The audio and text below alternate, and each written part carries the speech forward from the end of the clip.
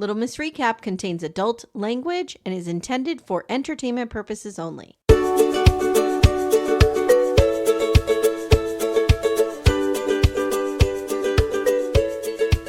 Hi, everyone. Welcome to Little Miss Recap, the podcast where we're grateful for you. We are grateful for you. It's Thanksgiving week, friends. Well, U.S. Thanksgiving week. Yes. U.S. Thanksgiving week. And for this week, as we have told you last week, we are giving you a big surprise, and here it is. What we are doing is every day this week, you're going to get a bonus episode of Amanda and I talking about one of our favorite shows of all time. Right. A specific episode of one of our favorite shows.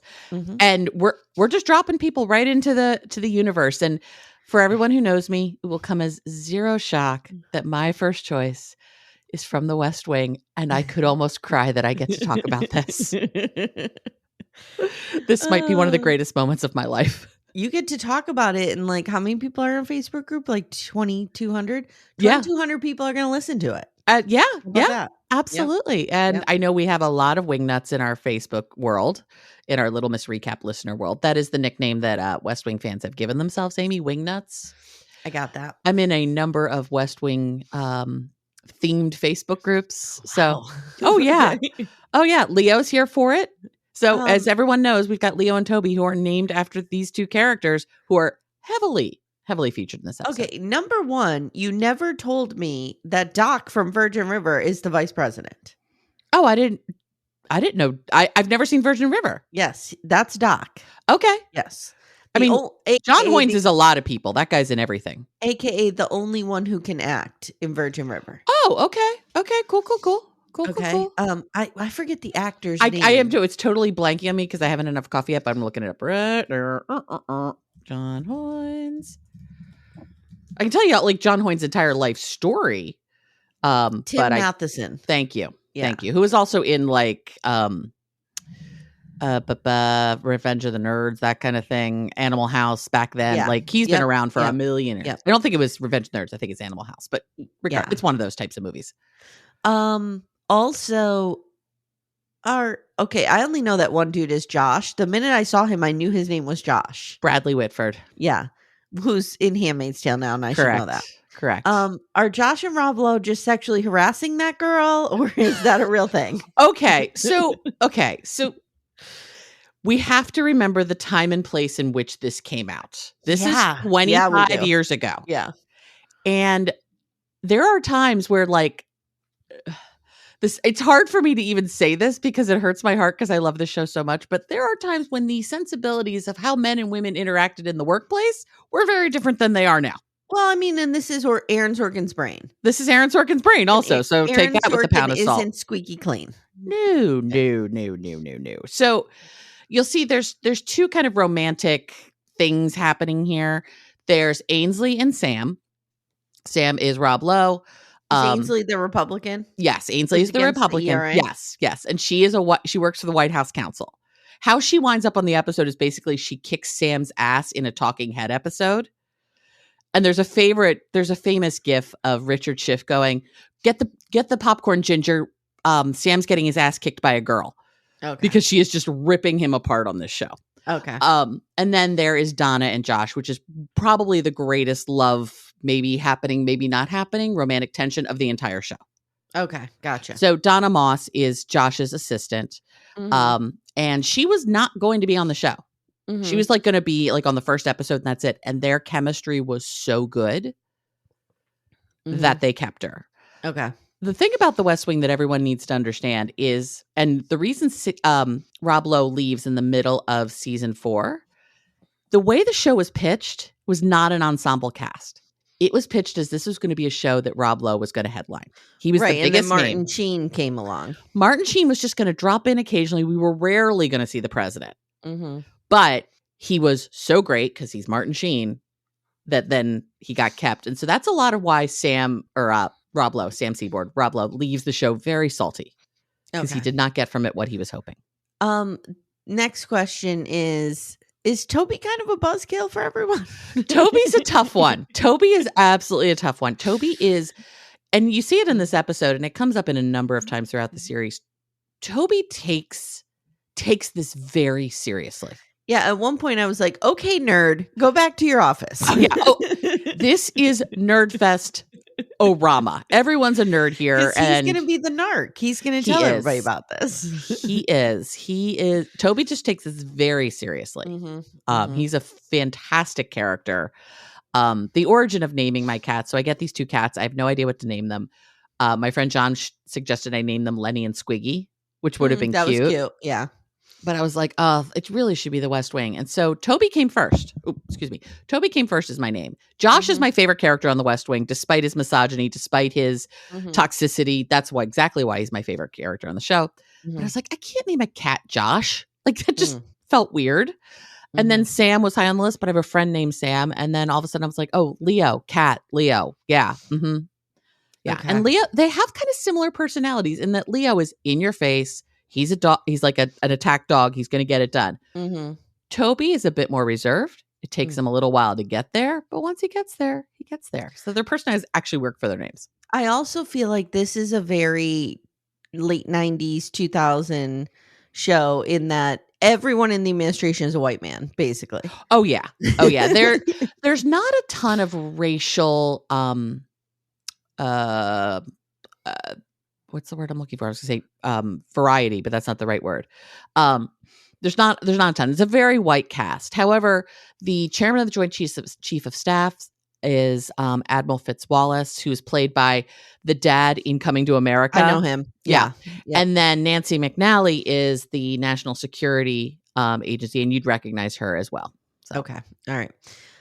Very happy to have the Obama White House has changed a lot of that. Yes, absolutely. Yeah, some of it anyway. So this was this episode. So just a little bit of history. This episode why don't I say the title of the episode? We're doing 17 people, which is episode 18, which I always thought was funny, of season 2. Debuted April 4th, 2001. Guys, I'm just letting her nerd out for this entire episode. And I'm so glad to see the pleasure this brings you. And I want you to have this moment. I'm so happy. So happy. Written by Aaron Sorkin. Aaron Sorkin wrote most of the first 4 seasons of The West Wing. And then he left. Wrote all 4 seasons. He wrote most of it. Not all of it, but he wrote most of it. Yeah. And then he left after season 4. Which is why season 5 of The West Wing is a very sad time that most West Wing fans we try to pretend that didn't happen. And then season 6 and 7, they kind of get their legs back underneath them and they can finish it out. Okay. Aaron Sorkin, if folks are not aware, first of all, I don't know how you're not aware because I think he's one of the greatest screenwriters of our time. But he wrote things like A Few Good Men, Molly's Game, The Social Network, Sports Night. Newsroom, which is one of my favorite shows of all time. Right. Which I'll get to that in 1 second for Alex Graves. Sports Night, which was a precursor show to The West Wing. He also wrote The American President. And if you watch The American President, which is Michael Douglas and Martin Sheen in the Leo McGarry role, but that's actually not his entire name, there's a lot of similar characters. Michael J. Fox is very much who Bradley Whitford becomes, et cetera, et cetera. So if you're fans of both, there's a lot of crossover. And Michael Douglas, my birthday twin. Michael Douglas, your birthday twin. He can do no wrong. This episode was directed by Alex Graves. Alex Graves did a number of episodes of The West Wing. Also Shameless, The Newsroom, Ally McBeal, Boston Public, and 6 episodes of Game of Thrones. Oh, so he's a prolific director in his own right. Yeah. Of the 2 people featured 3 people featured most heavily in this episode, Leo, the president, and Toby. John Spencer, Leo, won the Emmy for Best Supporting Actor in 2002. And Richard Schiff won it in 2000 for the episode In Excelsis Deo, which is a beautiful episode of TV that was also on the short list. So when I was looking up episodes, because I've been looking up best written episodes of all time, highly rated episodes, right? Trying to figure out what I'm doing. Guys, we're each taking a turn picking one, so Amy's trying to pick hers as well. So one of the episodes that's constantly mentioned to this is Two Cathedrals. Two Cathedrals, yes. Yeah. So the reason I chose 17 people is a number of reasons. I first was like, do I want the comic relief? The comic relief episode would have been an episode called Celestial Navigation. That was high on my list. But I was like, this is really good writing. And it's a really good dialogue heavy episode. I also believe this begins one of the best episode arcs of any TV show ever, because it comes from 17 people to 2 cathedrals. So it's 17 people, Bad Moon Rising, The Fall's Gonna Kill You, 18th and Potomac, and then 2 cathedrals. And it's basically everything that happens once more than 16 people know that the president has multiple sclerosis. Okay. All right. Gotcha. And 2 cathedrals is where it gets to the end of, is he going to run again or not? I will not lie to you. I started to watch the next episode. Okay. And then I got distracted. And then I started to watch season 1, episode 1 of The Affair. And my night went away. I understand. I completely understand. Yeah. This is just such. But I could see myself watching the rest of this. Oh, you good. You really, really should. It was really good. So again, a couple other options for my wingnuts that I had on my list. In the Shadow of Two Gunmen, but that's 2 episodes. It's the first 2 episodes of season 2. So I'll tell you in 1 second. Noelle, Dead Irish Writers is a great one, and Posse Comitatus. So at the end of season 1, there is an assassination attempt. The reason there's assassination attempt, so Charlie, who you met, the young man. Spoiler alert for everybody. This show is 25 years old, folks. So if you're, I don't know what to tell you at this point. I'm not going to worry about spoiler alert. Okay. Charlie is dating Zoe Bartlet. Zoe Bartlet is the president's youngest daughter. She's in high school. Charlie is just in college. So he's the young man who's the president's body man. And the assassination attempt happens in large part. They're actually after Charlie, not the president. Because he's a black man dating the white daughter of the president. All right. So that feeds into it as well. And that is a big episode A. It's a big origin story episode. B, that's when Abby, who is the president's wife, who you don't meet in this episode, but is played by Stockard Channing, my friend. Oh, okay. Yeah. All right. There's a Reese tie in here. Some Rizzo. Yeah. There's a little Rizzo. She is Riz. She is a physician, and she prescribes all of his medication. That's why they talk about her giving him I didn't exactly. get that she's a physician. Okay. I thought it was like a Jackie O. John Kennedy thing she can legit she was just injecting him. Prescribe medication. She's a physician. And she had to tell the anesthesiologist right before they put him under, because the president got shot, that, she's like, the president has multiple, relapsing remitting case of multiple sclerosis. Tell the press. Don't tell the press. I don't care. But she's like, the anesthesiologist needs to know about this as part of his care. But the surgeons didn't know. Okay. All right. Nobody else knew. Gotcha. So, okay. Okay, here we go. Oh, God. Okay. So every episode of The West Wing begins with previously on The West Wing. It's one of the characters saying it. And interestingly, in this episode, Allison Janney was not in it because she had to go back to London to wrap up the filming of The Hours. Oh, my God. Can we talk about The Hours? Because remember, she's Meryl Streep's girlfriend. Yes, she in The Hours. The Hours is one of the greatest movies ever made. I knew that would make you happy. But we get no CJ, who's one of my favorite characters on The West Wing. Is she romantically involved with anybody? Because I always thought she was. No? She has a romantic involvement with Mark Harmon, actually, who's her Secret Service agent. But she doesn't really have a ton of... Okay. You hear a lot about CJ's bad dating life. Okay. All right. So...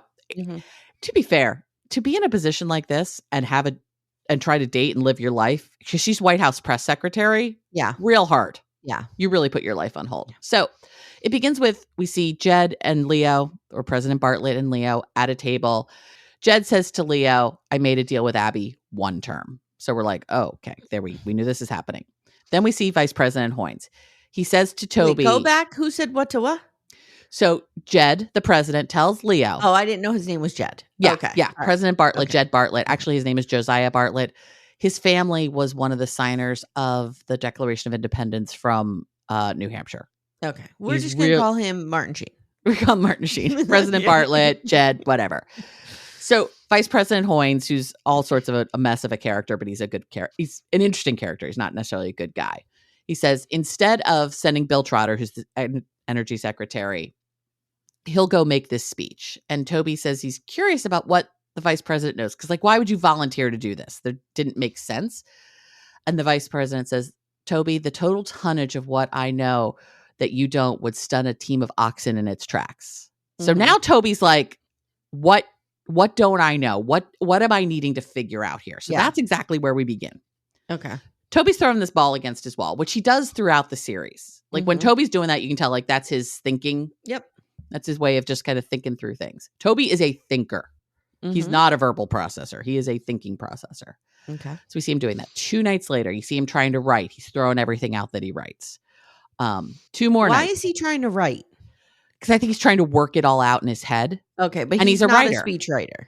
Well, he's not he does write speeches for the president because he's the White House communications director. His sole job is not to be a speechwriter, but like he and Sam wrote like States of the Union together. Okay. Sort of thing. Yep.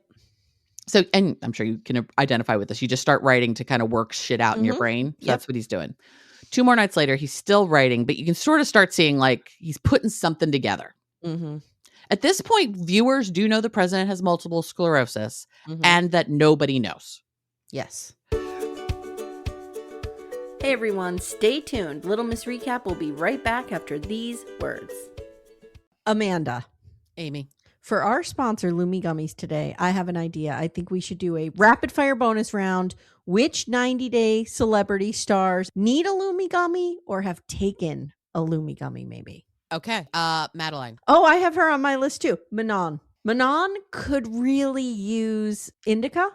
Yeah, to calm her the fuck down. Calm down a little bit. I think Jenny could use a sativa to maybe up the energy a little bit because there's none there. Funny you mentioned Jenny. I have Sumit's aunt can use one definitely to chill out a little bit. She definitely could use one. This is a wild card. Florian could use one. I don't know what variety. Yeah, but maybe he needs a hybrid. I feel like Florian on a gummy would be good. Yeah. I also have Dylan's mom from Dylan and Patia. Yeah. And I have Luke's dad of Luke and Madeline. Yeah. Mm-hmm. Yes. Yeah. And we can use Lumi gummies as well. Yes. All the time. Consistent, mellow, and super delicious, Lumi gummies are specifically designed to make you feel good, not stoned.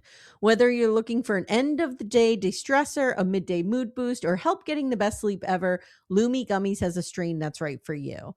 So, Amanda, our flavor that we like a lot in this home is the sour strawberry cookie hybrid. Ooh, is it particularly sour? It's not super sour because I don't like sour things. Yeah, I don't either. But I just find that it's the perfect blend of up and down. It's right in the middle. Nice. But you feel good. I really like it. I'm a hybrid girly myself, and I'm going to go with the watermelon sorbet because I do enjoy watermelon, and it's just a nice, cool, chill evening of watching TV. You know what I need to do? I need to take one before Sister Wives comes out. Before I meet my arch nemesis in the ring. Yes. I think it would help you a great deal. I think it would help Cody Brown a great deal. Oh, absolutely. Absolutely. Yeah. Guys, Lumi gummies are available nationwide. Go to lumigummies.com. That's LUMI gummies.com. Use code Little Miss Recap for 30% off your order. That is Lumi Gummies, LUMI gummies.com. Code Little Miss Recap. Lumis.com. Code Little Miss Recap. It's 30%. And the link is in the show notes if you guys need it. So he gets up, he goes to Leo's office. He tells Leo that he's been thinking about why would Hoynes choose to slap down Big Oil? Because part of the challenge when they brought Hoynes in on the ticket was he was real friendly with Big Oil. So it didn't make sense. John Hoynes is one of those people who will be exactly whatever he's talking to needs him to be. He's for sale. He's real for sale. Yeah. And Toby's like, the vice president put a poll into the field. Like, why would he do that? Yeah. And Leo's like, he's an egomaniac. He's a politician. He's putting polls in about, Toby's like, but he's not running for president for 6 more years. So we're 2 years into the Bartlet administration. He's not going to run for 6 more years. Is there talk of dropping John Hoynes at this point? Right. Other thing to know is in West Wing land, presidential elections are not the same years they are for us. In West Wing land, it's 98, 2002, 2006, 2010. It's 2 years off. And they did that by design to try to stop people from trying to equate exactly what's going on in U.S. politics. Yeah. This, however, is very much modeled on the Clinton White House. It just is. Mm-hmm. So Toby's like, are we having like an Eisenhower Nixon sitch here? Like, what are we doing here? Leo's like, no. There's nothing happening. So Leo's trying to brush him off. Back, throwing the ball. The next morning, Leo gets to the White House very early. The thing you'll learn about the show is people are working at 1 a.m. They're showing up to work at 4 a.m. Yeah. quite often the timing just kind of works for the narrative more than when people may actually be working, but that's okay. And Leo gets to the White House. He gets into his office. Toby's just sitting on the couch waiting for him. And Toby says, the poll that Hoynes put into the field, 6 years. Why would he put a poll in? And he says that night, Toby keeps coming back at Leo with questions all night long, like all day long. Like, what about this? What about this? A sitting vice president is never challenged a sitting president. Why would we be doing this? And Toby mentions now the vice president's itinerary on this little trip was, the title of the speech was The Clean Air Industry in the High-Tech Quarter of the Industrial Northeast. Right. And Leo again tries to blow it off. And Toby's like, this feels campaigny. This feels like he's running for something. And Leo's like, he couldn't do that. Like, he would have to couch it in something else. Otherwise, it's real obvious. He goes, yeah, it comes in the middle of a 3-day camping trip in Killington, Vermont. And Leo's like, fuck. Like, how could you be this obvious that you're trying to be sneaky, but you're not being sneaky at all?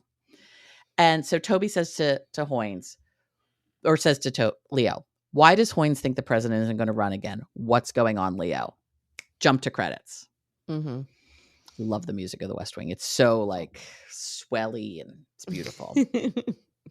So next it's late at the White House. So we get through the credits, late at the White House. Leo comes into the Oval Office. And in the midst of all this, there's like, A, B, C storylines, as there always is. The A storyline is this Leo-Toby situation and the president. One of the other small storylines is that there has been a potential terrorist threat. So we're also we're not quite yet in a post 9/11 world. Oh, it's not? This is written April 2001. Wow. Or this is shown April 2001. So it was written in 2000. There is a whole episode that they did because the premiere of season 3 was supposed to be September 12th, 2001. Right. And didn't it feature... what was the show that featured a bomb or something and they had to pull it off of September 11th?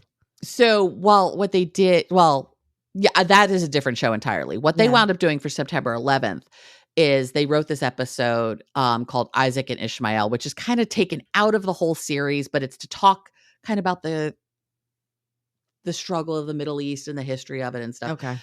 There are people who love the episode. There are people who think it's garbage. I come into the loving of the episode, but that's me.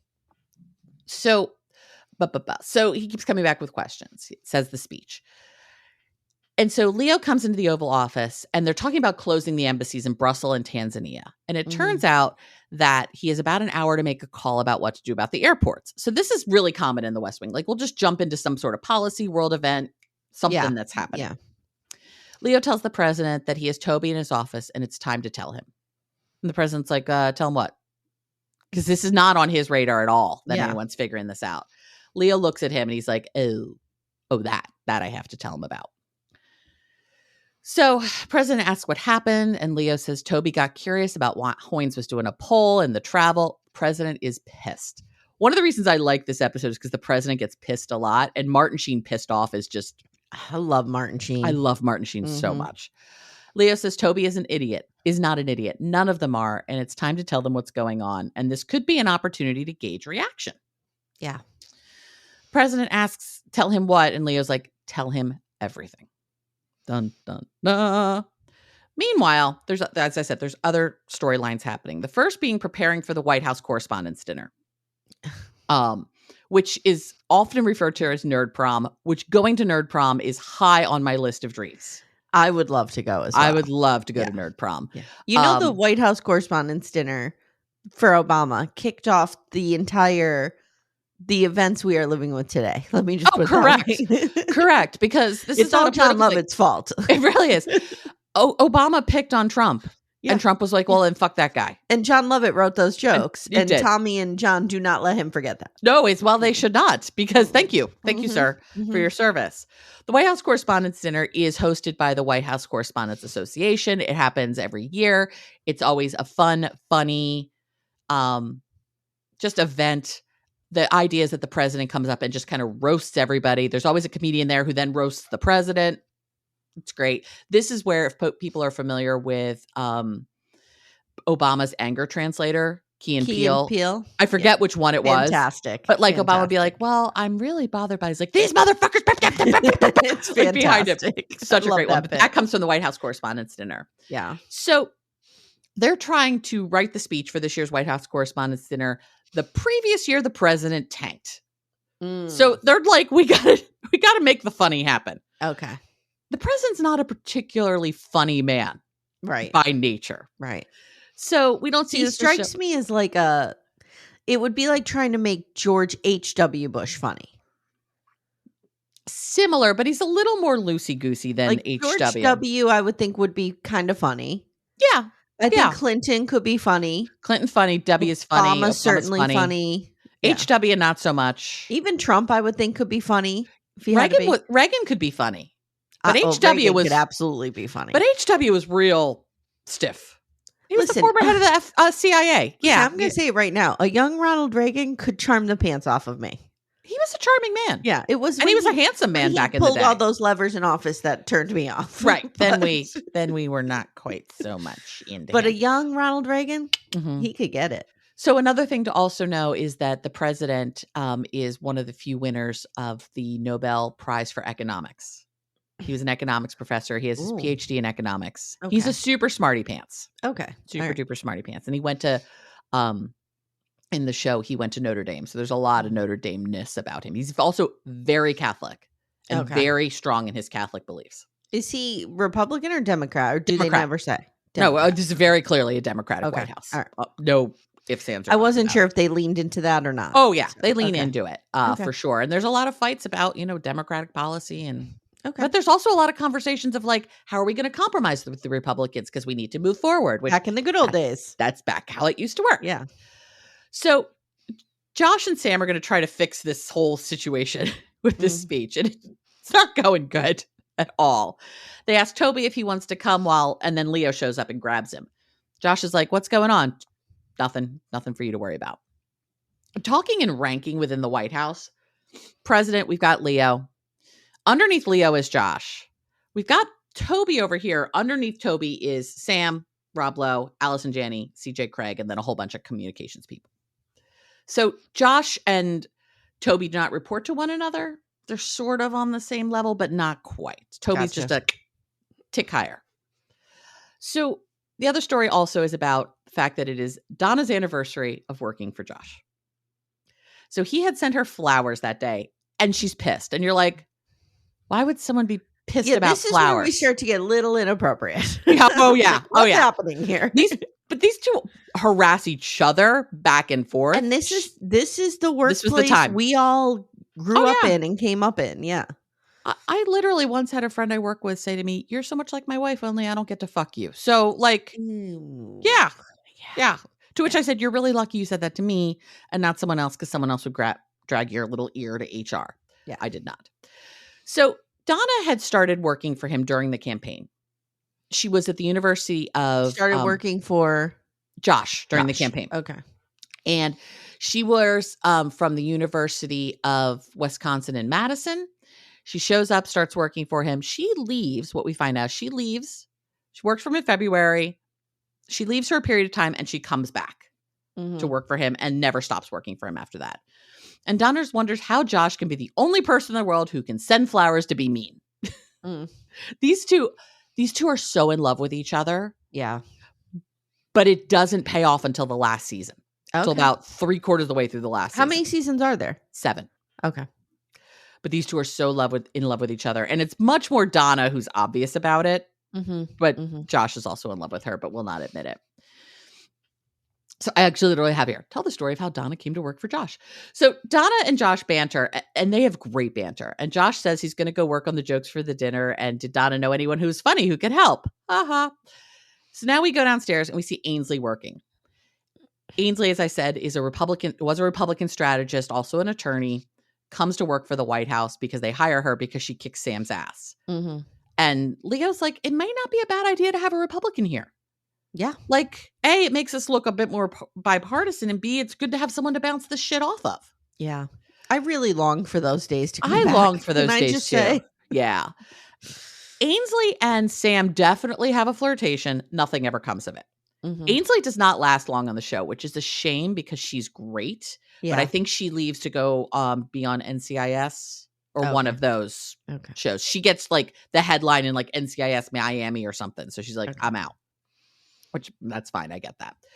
So Ainsley says she's going to go up to Smith College that weekend, her alma mater, to join a debate about the ERA. And folks like Gloria Steinem are going to be there and all of that. And Sam's like, in my whole life, I've never met anybody who's not in favor of the ERA. She's like, hi, Ainsley Hayes. Nice to meet you. And he's like, what? And doesn't he call her Phyllis? What's that lady's name? Phyllis Schlafly. Schlafly, who was like really against it. Yeah. Did you watch Mrs. Americana? No. Or Miss Americana? It was really good. I forget what it was on, but it was all about the ERA.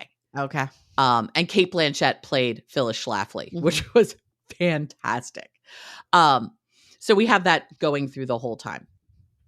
And so Ainsley says she's going to Smith. Okay, so Sam says, you're going back to Smith College, the cradle of feminism, to argue in opposition of the Equal Rights Amendment?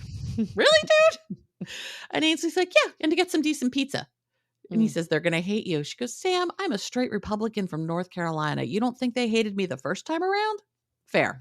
Smith College, very, very liberal school. Sam asks Ainsley if she's going to help with the speech, and she's like, I can't. He's like, but we've got Chinese food. She's like, oh, okay, yeah, I'll come up for that. And now back in the Oval, Leo and Toby are waiting to go in, and they're talking about how the jokes are going for the dinner, and they're not going well. Toby says Sam is working on it, and before Toby goes into the Oval, Leo says, take it easy in there. So Toby's like, what the fuck am I walking into here? Yeah. Charlie leaves the Oval and tells him he can go in. So Charlie, as I said, the president's body man, has a wonderful backstory, and the president has taken Charlie in like his own child. It's very, very sweet. He gave him a hard time when he started dating his daughter, but for the most part, really has a great love of Charlie. President offers Toby a drink, expounds on the origins of bourbon. This is something very, very President Bartlet. He'll go into something about like some phrase in Latin for 5 minutes, and everyone on the staff is like, really? This is happening right now? And then also that there's an Algerian-born terrorist who was arrested at the Canadian border with a U-Haul with nitroglycerin in it. And the FAA wants to know in an hour if we're going to move the airports to a heightened security level. So this was after the World Trade Center bombing. Right. But before 9/11. And Toby asks more questions about the FAA, and the president launches into it. And then he says, without even missing a beat, Toby, 10 years ago, for a period of few months, I was feeling run down and I had a pain in my leg. They both eventually subsided. And then 8 years ago, the pain came back, as well as numbness. My vision would be blurry sometimes, and I'd get dizzy. During an eye exam, the doctor detected abnormal pupil responses and ordered an MRI. The radiologist found plaque on my brain and spine. I have a relapsing remitting course of MS. And it's basically just like, I'm just laying it all out here. I have my friend Julie has MS. She was diagnosed around the time we turned 30. And at first they couldn't figure out what was wrong with her. Yeah. Because MS, there's no like real test. It's not like we can do a blood test and we know you have MS, like a lot of these autoimmune diseases. So she has to go through all this stuff. And she calls me one day and she's like, so I have to have an MRI of my brain. Or they had found plaque on her brain. She's like, it's either MS or I have AIDS or I have the kitty litter pregnancy disease. Oh. That's how she says it. Okay. And she's like, God damn it, I'm a lesbian. I thought I'd be exempt at least from the pregnant kitty litter disease. As he was running down those symptoms, were you like, oh my God, what do I have? Oh, well, oh my God, I get numbness in my legs all the time. What's going on? No, we're just fat. Yeah, true. So Toby's stunned, and Toby asks what relapsing remitting means. The president's like, it's the good kind of MS. Says there's secondary progressive, which is the bad kind. Toby asks if one can become the other. President says there's no knowing if it will happen, but it can. He also asks if it's fatal. The president says the good news, it's not. The bad news, no cure. Toby is stunned. Toby is one of those people that is rarely struck dumb. So the fact that he like can't even process this is nuts. Because you can see him and he's going through like, there's multiple parts of his brain. There's the part of his brain who's like, I got lied to. There's the part of his brain that's like, I love this man more than anything, and he has MS. There's the part of the political strategist of him is like, what the fuck? Fucked. Yeah. How are we going to get through this? Yeah. So he stands up and then asks the president if he can stand. So there's a lot of like ways you have to be around the president. Yeah. And if you want to stand up, you have to ask the president. If you can stand, you can ask the president if you're going to leave. You only ever address him as Mr. President. As a Gen X woman, that is just like, oh, I know. It's nuts. not. I have to ask a man if I could stand? Right. What? Right. No, you ask the president. It just happens to be a man. But I understand what you're saying. For now. Mm-hmm. For now. And so there's just all these things. Like, so no one ever calls the president by their first name. Theoretically, the only people who can are his family. Mm-hmm. There are 2 or 3 times in the entire episode where Leo will call him Jed, and you know it's like serious. And Leo and Jed are best friends. Okay. And have been for a long time. So Toby's stunned. He's like, can I go outside? He goes outside to the portico. And meanwhile, the president's still having to deal with this FA bullshit. This is like a good example of like 17 things are happening for the president right now, and I have to be dealing with all of them. Yeah. In that moment. Which is why we need the most competent person in that position. Correct. And is why there's a lot of people who think someone with MS may not be the right person to be in that position. Absolutely. So back in the Roosevelt room, which is where they're doing all the speech writing, I'm not going to go deep into this except for the Donna Flower story. So they're trying to work on the speech. The jokes are just bad. They're making Latin jokes. Like it's not going good. And Ainsley asks who gave Donna the beautiful flowers. And Josh said, they're from me. Ainsley asks what the occasion is, and Donna says nothing. And Josh says our anniversary. Donna says not our anniversary. So we're having this fight back and forth. Josh says she just doesn't like to talk about it. At which point Sam just tells the whole story. The whole thing. A few years ago, Donna's boyfriend broke up with her, so she started working for Josh. But then the boyfriend wanted to come back, and so she did. And then they broke up, and she came back to work. And Donna's like, what? Sam's like, oh, I thought you just didn't want to tell this story. He's like, no, I don't want the story here told. for Rob Lowe, let me just say. Rob Lowe is fantastic in this. He's great comic relief. Yeah. And he and Josh tend to be a bit more emotional as a Toby and Leo, who can be very like centered in their emotions. Yeah. Sam and Josh can go off a bit more. Donna's pissed. Sam says, I thought I didn't want to tell the story. So now we go back to the portico. Leo tells Toby he found out a year ago when the president collapsed 2 nights before the State of the Union. So the president is in the Oval. He goes to like pour something out of a pitcher, like a glass kind of nice that you put booze in pitcher. I know there's a real name for that. I can't think of it. Is it like a carafe? Sort of like a carafe, but I feel like there's a different name for it. Anyway, he winds up passing out. Something stir. And breaks it. I don't know. Okay. Doesn't matter. Anyway, go on. So he winds up breaking it. Everyone is told that the president just has the flu. And he's just got to stay in bed for a couple of days so he could be ready to deliver the State of the Union. By the way, those on video are getting to see me blow my nose constantly over here. And you're welcome. You're seeing me gesticulate because I'm so excited. I'm going to put the video just for the twin flames. So they'll get to just look at me snorting and sniffling. Okay, that's good. Okay. So back in the Oval, Toby asks, how is it possible that this was kept a secret? Like, what the fuck? Who else knows? Toby says, you're the 16th person. Toby wants to know who else. And Leo says, I'll tell you some, but not all. It's not my story to tell. So you can see Leo's really struggling, like in his role of chief of staff and Toby's boss, in president's best friend, in somebody who's not going to talk about someone's medical issues. Like, it's a difficult position he's in. And Toby's spinning. He says he takes physicals at Bethesda. Leo says, but it's in remission. So it isn't a big deal. Nobody lied. Nobody lied. Nobody lied is all Toby or Leo keeps saying. And Toby's like, excuse me. There's a big lie by omission situation that we have going on here. And it's bad. He says the doctor at Bethesda are going to be court-martialed. Leo's like, nobody lied. Toby's just really running down everything that could possibly happen. Can I pause you for a minute? Of course. I want to talk about how, and I'm going to put a disclaimer at the beginning of this episode that we're going to get political in this episode. So if you don't want to hear our takes on the political situation, maybe it'll be no surprise probably to anybody. Also, let's note that this is being recorded the day before the U.S. election. Yeah, we don't know what's going to happen. We have no idea what's going to happen. But I long for the days when people cared if the president lied by omission. Agreed. I long for the days when these traditions of simple things like releasing your medical records was just something you did.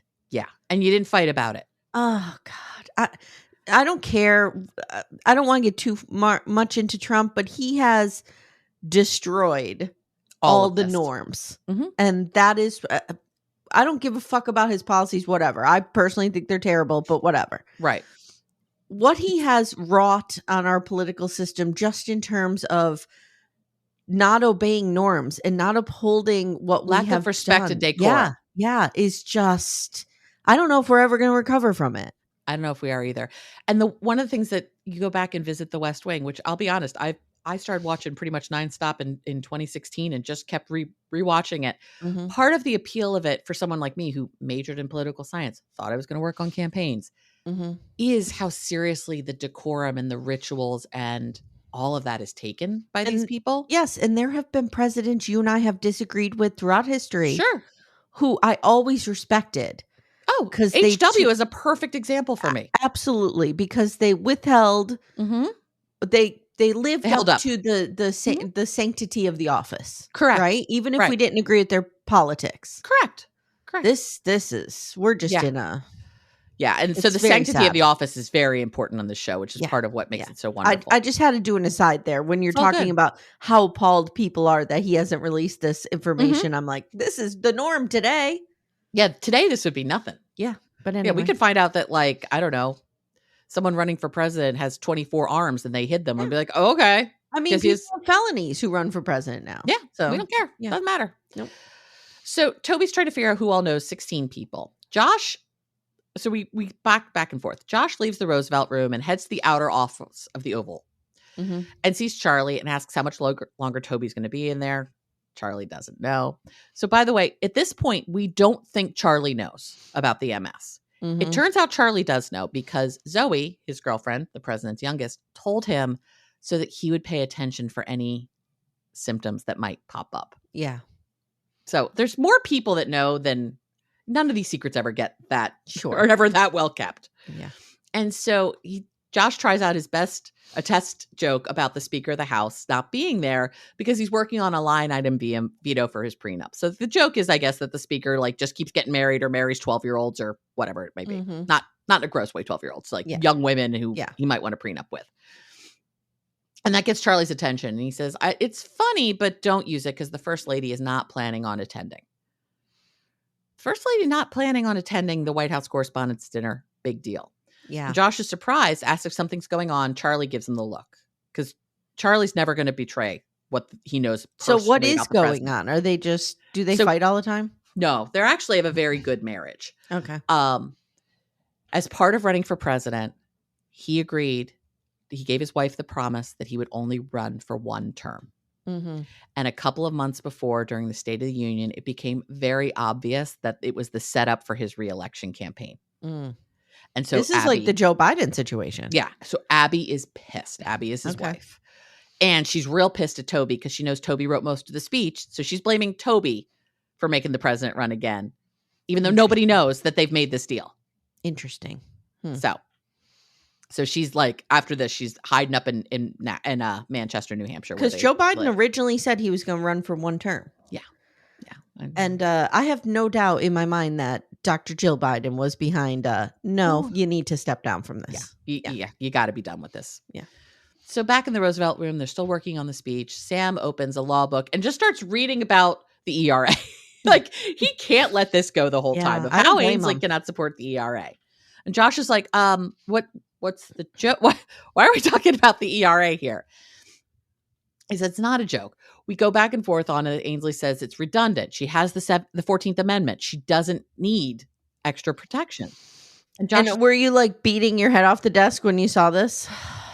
By the way, when I was a little kid, because this is the nerd kid I was, I didn't support the ERA as a little kid. Take the extra protections. Oh, yeah. Always take the extra protections.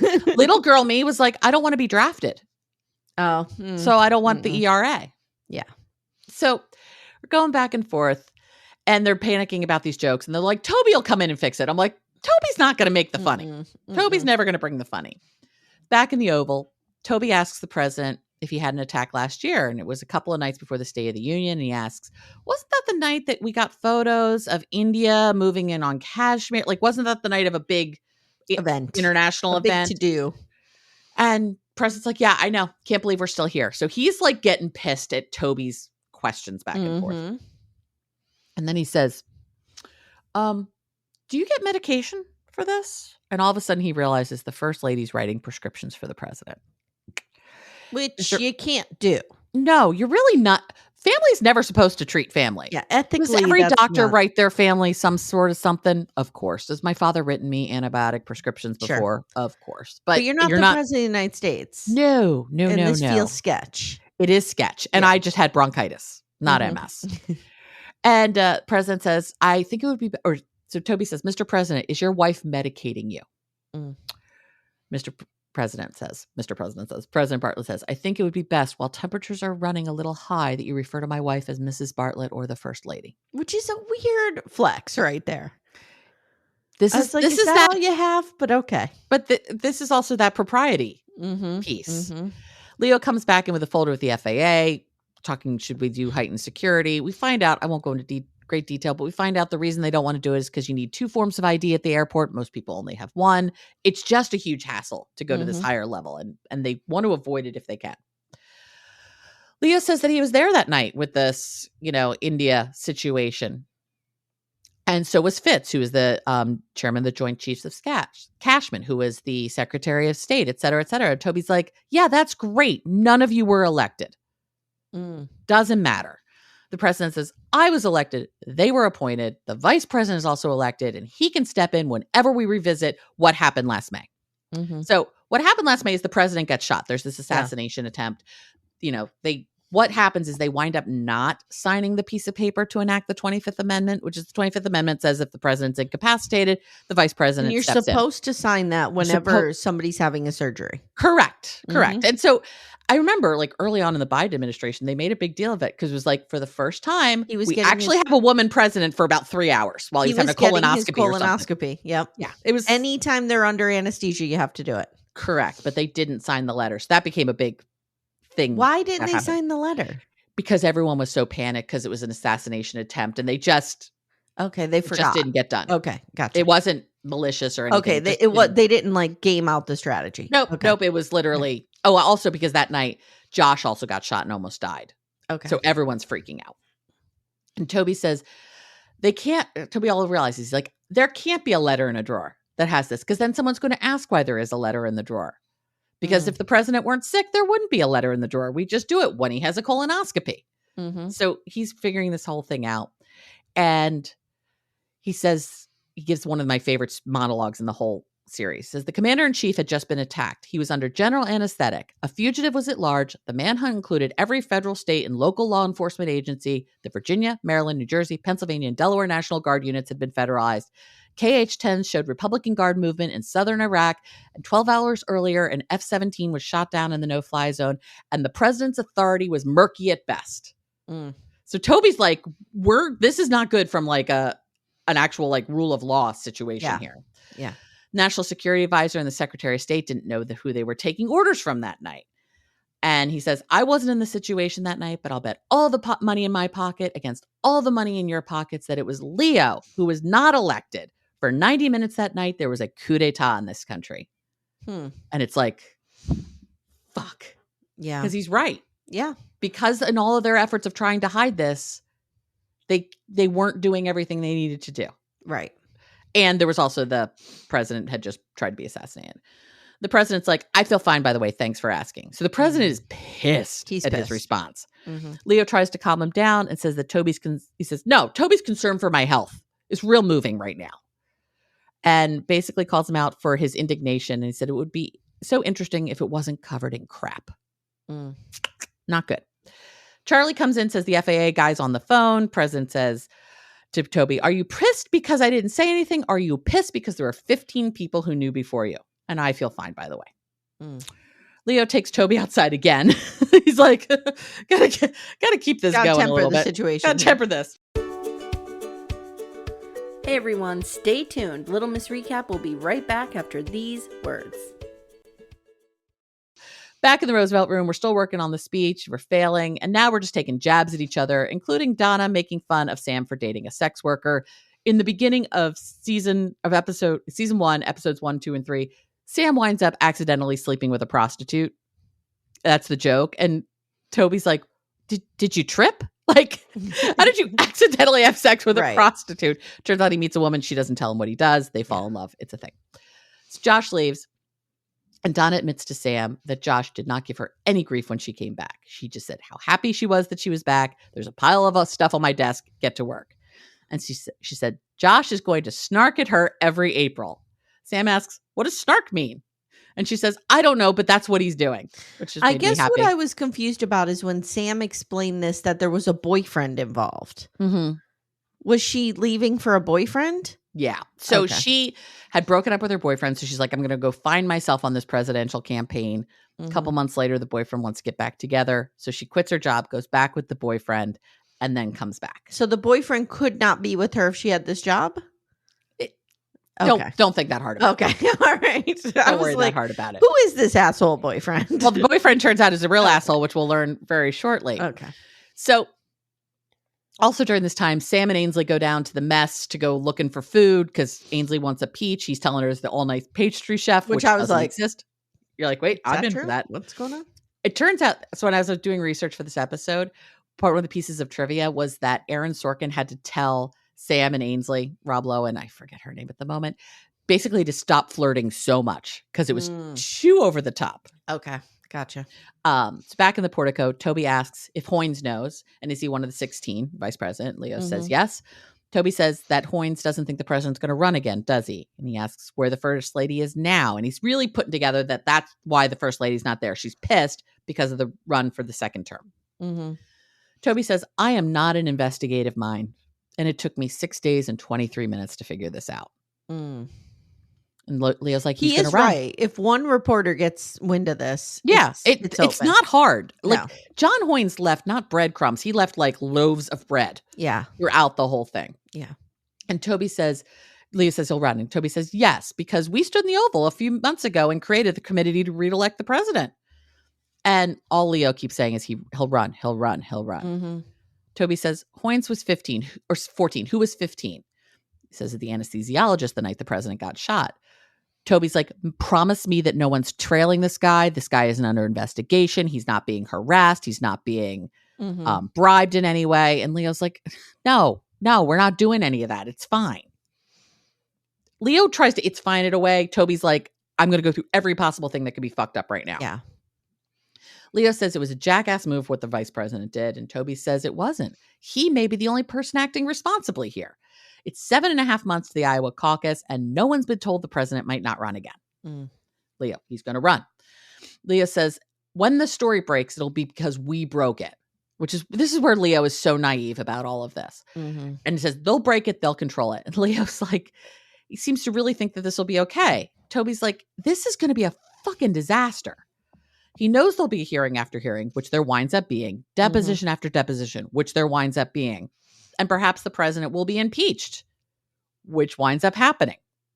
And Leo says that won't get that far. Toby's like, write down this exact moment because you're going to be wrong about this. Back in the Roosevelt room, we're making the jokes about the ERA. Now we cut to Josh's office and he's standing on a chair trying to find a speech.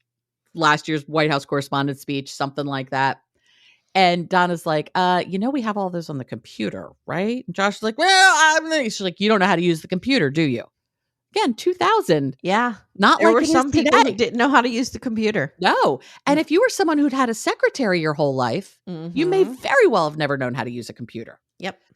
And so Donna says, I'm going to help you helps him clean up. She goes, I'm going to give you something here. She says, you feel, I believe, because you're addle-minded, that this job was my second choice.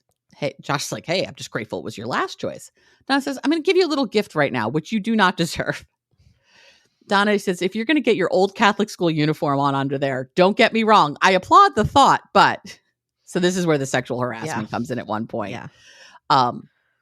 At one point, Josh says to Allison Janney CJ, he's like, you've got a great pair of legs. She's like, I went to Berkeley. Like, there's a lot of that. Yeah. And Josh says, okay. Donna says, when I came back, you remember I had a bandage on my ankle? He says, yes.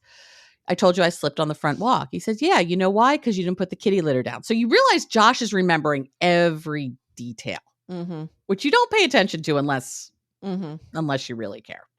Josh says, you were in a car accident. She says, I was. And she said, seriously, you were in an accident?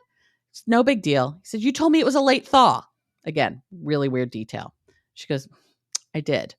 Anyway, they took me to the hospital and I called him the ex-boyfriend. And he came down to get me. But on the way, he stopped to meet some friends of his for a beer. Josh is like, what? He stopped on his way to the hospital for a beer?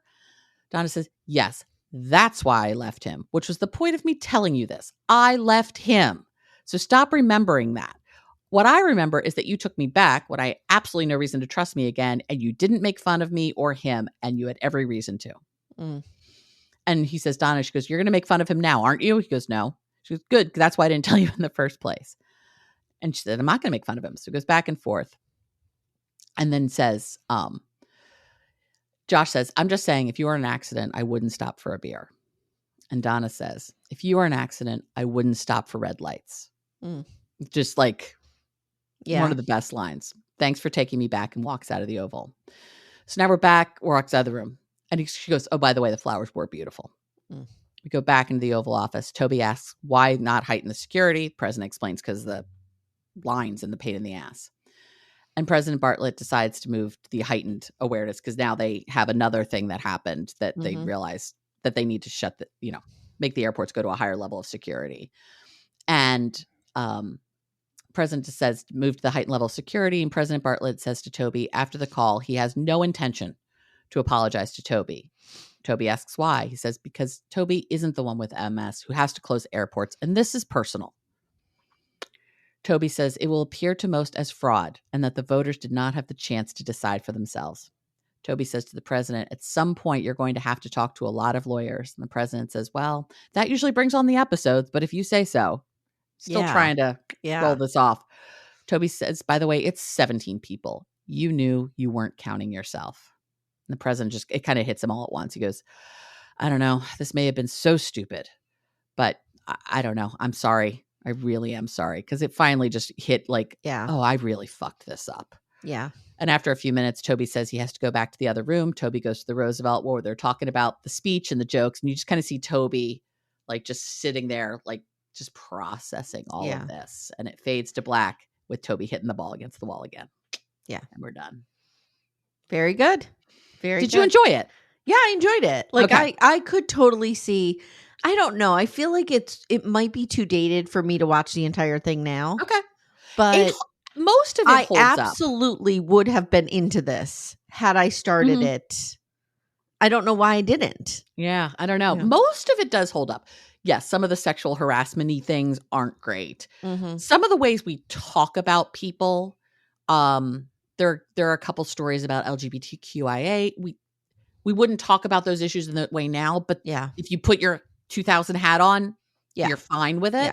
Yeah. So there's a couple things like that, but there's not a ton. And if you're somebody who is really into politics, is a Democrat, though I know a lot of Republicans really like the West Wing as well. Yeah. It just feeds my heart and soul. And Aaron Sorkin is such a beautiful writer. He's a beautiful writer. I totally agree with you. He's insane. The reason he wound up leaving at the end of season 4 is he kind of went on a coke bender and got himself in some trouble. It wasn't good.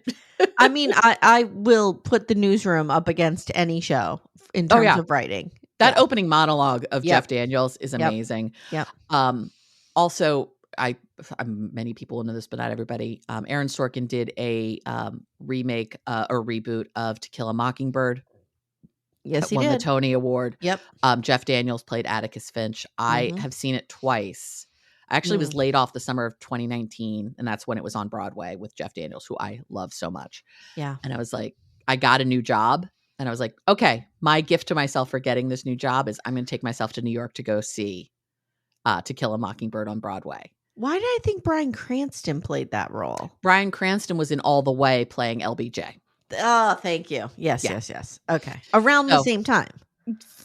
There was a couple years beforehand, but not many years. It might have been 2017. Okay. 2016. Right. Yeah. But yeah, I finding a single. I would have loved to have seen that. Yeah, finding a single ticket for a matinee for even the most popular show is not that hard. Yeah. So I found myself a little single ticket. I went up and I saw him, and it was amazing. And then they did a touring production, and Atticus Finch was played by Richard Thomas, John Boy from the Waltons. Okay. And he was also very, very good. He's a good actor. He's a good actor, but it was a different It was a different show because it's a different actor. I love Jeff Daniels. I love Jeff Daniels so much. Yeah. So much. Yeah. So yeah, if you're someone who loves politics, if you're someone who likes really good pithy writing, Aaron Sorkin is one of the people who kind of invented what's now called the walk and talk, which happens in shows all the time where people are walking through all sorts of a building and they're back. That was Aaron Sorkin. And I want to say it was on this show that he pioneered it. Yeah. The walk and talk is a big part of the West Wing. Yeah. And if anybody else is a West Wing fan and doesn't know, there was a podcast called West Wing Weekly with Josh Malina and Rishi Shakir. I can never say his name properly. I apologize for that. Where they go through every single episode and recap every episode. And so for like this, the recap of this, they had Richard Schiff on the show. They like brought in the real actors because Josh Malina basically replaces Rob Lowe on the West Wing. Gotcha. And Josh Malina is one of the you'll hear people talk about the Aaron Sorkin players because Aaron Sorkin has like a cast that he goes to all the shows time. Up all the time in his stuff. Yeah. So, and Josh Malina is very much in that. He was in the play of A Few Good Men. Okay. All right. No, I enjoyed it. I thought it was well written. I mean, thank you for giving me this. Thank you. I mean, for giving me this. Yeah. I want to talk for 1 second about my pick. Yes. So let's go into your pick. So you said you had something to rant about. I'm in a rage, Amanda. Okay. What is happening? I'm out to dinner last night with my in-laws. She just keeps texting me. I'm in a rage. I'm like, what are we raging about? No, I said I was in a fury. Yeah. Okay. You were in a fury. Now you're in a rage. Which is a little different. Okay. Now you're in a rage. Okay. So as you guys know, I talk about it often. One of the seminal moments of my adolescence was Beverly Hills 90210 because, you know, a lower to middle class kid in Scranton, Pennsylvania just really related to those kids in Beverly Hills. In Beverly Hills. Yeah. And so one of the most important scenes to me was Brendan Dillon breaking up in the Porsche with REM's Losing My Religion playing. I talk about it all the time. Yes, you do. So I'm trying last night to find that episode because I know it's like either in season 1 or season 2. So I'm like, taken to the Googs. Right. And I'm Googling what episode, I put in. Brenda, Dillon. Because they get together and break up a lot, right? Quite a bit. Yeah. So it's hard to pinpoint the exact one. So I found that the episode is season 2, episode 1, which is going to be my pick for our next episode. Okay. So it's season 2, episode 1. It's called Beach Blanket Brandon. Okay. Okay. It's a terrible name for an episode. I get to the part. Okay. Okay. And some random song is playing. And I'm like, wait a minute. Did I misremember this? What is this song? And it's like, da, da, da, da, like just some stupid song. And they didn't get the rights for it. Fury begins to grow. Oh no. And I'm like, wait, what is happening? What is happening? What is happening? So I take to the Googs again. And I'm like, REM, Losing My Religion, Brendan Dillon, the Porsche. I'm typing. They did not get the rights to that. They have changed it. Syndication, yeah. And I was like, okay, so this is a thing. Yeah. And sure enough. So here's what I want everybody to do. When we get to that part, you're going to play Losing My Religion on your phone while you're watching it. And you're going to imagine that song as the soundtrack for that moment. Because it's on the album Out of Time. Needs to happen. Yep. It's the 1991 album Out of Time, REM. I feel like a part of my childhood has been taken from me. I mean, I'm sorry. I actually understand that. I am in a rage about this. I don't know if I can, but anyway, as I'm watching the episode, I'm like, oh, this is peak 90210. Okay. We need to cover this episode because it is I did watch 90210, but it is not a seminal show in my life. I think this is where the 4 years difference between us makes a difference. When you see the hotness of Luke Perry. Luke Perry was really hot. See, and at that point in time, I found Shannon Doherty insufferable. I know she turns into a wonderful person who sadly recently passed. Yes. And they're together again. I know. Everyone went straight to that. Let me just tell you that there's this meme going around. We've all seen it. A million of you have sent it to me. That, we knew we had bad taste in men when we chose Dylan over Brandon. I was never a Brandon girl. No, I was never a Brandon girl either. Always Dylan. Hello. If I had to have picked one, I would have picked Dylan, but one of I the wasn't first really times we see him, he's wrenching on a car. Hello. Right. There you go. Yeah. And Luke Perry's hot. Oh my Was hot, God. yeah. So that's what we're going to be covering for my first one. Okay. I'm pumped because this isn't a total like cold show for me like West Wing is for you. Yeah. Yeah. No, I enjoyed it. Thank you for the intro to West Wing. You're welcome. I enjoyed it. Thank you for giving me the opportunity to talk about the show. It so much. I love it so much. It's my favorite show of all time. I just really love seeing you this happy. Thank you. Yes. It's the perfect start to my Monday. Yes. All right, guys. If you haven't already, join our Facebook group, Backdoor Friends. We're still going strong, hopefully, by the time this airs. Yeah, hopefully. Because nothing is happening. This about 3 weeks ahead of time. Everything has fallen apart. Yeah. Hopefully all is well with the world. We get to have a lovely Thanksgiving this year. Yeah. All right, okay. Amanda, thank you. Amy, thank you. Everybody else, thank you. And we'll talk to you next time. Bye. Happy Thanksgiving. Thank you so much for listening to Little Miss Recap. If you'd like to support the show, the best way you can do that is to join our Twin Flame universe, which is our Patreon, Supercast, and Apple subscription feeds. The links for those are in the show notes. You get ad-free episodes and a ton of bonus content. You can also subscribe to the feed so you don't miss an episode, share the show with a friend, and leave a 5-star review. To contact the show, please email me directly at amy@littlemissrecap.com or join our Facebook group, Backdoor Friends. Thank you so much for listening, and we'll see you next time.